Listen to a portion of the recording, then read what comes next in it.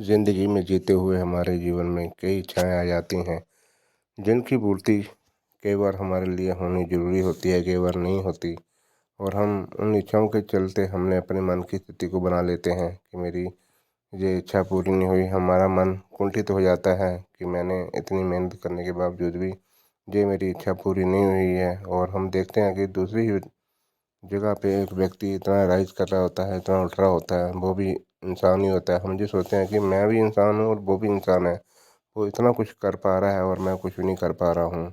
तो हमने ऐसी भावनाओं को अपने मन पे लाकर अपने मन को बोझिल नहीं करना है, क्योंकि हमारे अपने ही कर्म होते हैं जो कि हमें ऊपर उठा देते हैं और कई बार नीचे गिरा देते हैं। तो हमने अपने कर्मों को इस तरह से व्यवस्थित करना है कि हम ऑटोमेटिक ही हम तरक्की के रास्ते पे चलने शुरू हो जाएं।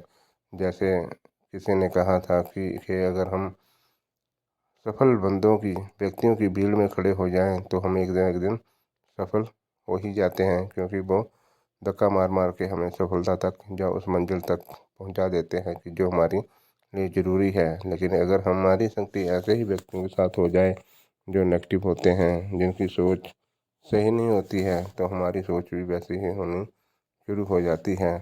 तो हमारी ऐसी ही अनंत इच्छाएं हैं, कई बार वो पूरी हो जाती हैं तो हमारे लिए अच्छा है, कई बार नहीं पूरी होती तो भी हमें परमात्मा की इच्छा मानकर हमने उसको अपने सिर आंखों पे हमने रखना है। क्योंकि हम नहीं जानते हैं कि हमारे लिए कौन सी इच्छा सही थी और कौन सी गलत है, लेकिन एक पिता जानता है कि मैंने अपने बच्चे के लिए क्या सामान देना है और क्या उसके लिए अच्छा और क्या नहीं अच्छा है। कई बार हम देखते हैं कि बच्चा आग की तरफ बढ़ रहा होता है, लेकिन वो आग की तरफ पहुंच जाना चाहता है, लेकिन पिता जानता है कि ये आग उसके लिए सही नहीं है। तो वो क्या करता है, बच्चे को उठाकर कहीं और रख देता है ताकि बच्चा उस आग की तरफ ना जा पाए। लेकिन बच्चा जिद करता है कि उस आग की तरफ जाए जाए लेकिन अगर पिता उसको थोड़ा सा ये एहसास कराने के लिए कि आग अच्छी नहीं होती, थोड़ा सा अगर उसके पास जाने दे, तो फिर थोड़ा उस बच्चे को पता लग जाता है कि मैं क्या गलती कर रहा था। इसी तरह परमात्मा कई बार हमें किसी ऐसी स्थिति में या कई बार ऐसा अनुभव करने के लिए हमें थोड़ा सा छोड़ देता है, ताकि हमें पता लग जाए कि कौन सा रास्ता सही है और कौन सा गलत है। लेकिन परमात्मा कभी भी हमारा साथ नहीं छोड़ता है, जो हमेशा ही हर व्यक्ति के साथ होता है, चाहे कोई अच्छा है चाहे बुरा है, हर किसी का ये। क्योंकि पिता अपने चाहे एक अच्छा बच्चा है उसको भी उतना ही प्यार करता है जितना एक बुरे व्यक्ति से प्यार करता है। तो बुरे बच्चे से प्यार करता है, मतलब कहने का भाव दोनों को बराबर ही रखता है। वो एक नहीं है किसी एक बच्चे से ज़्यादा प्यार तो दूसरे से कम, सभी से। इसी तरह परमात्मा भी अपने बच्चों को सभी को एक बराबर एक समान मानता है।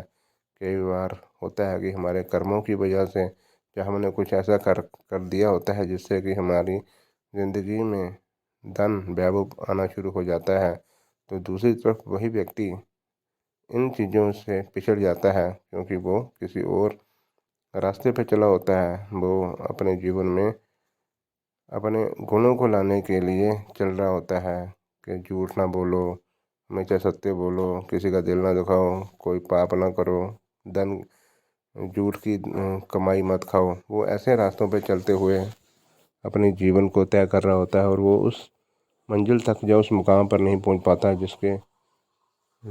जिसमें कि दूसरा व्यक्ति पहुंच गया होता है।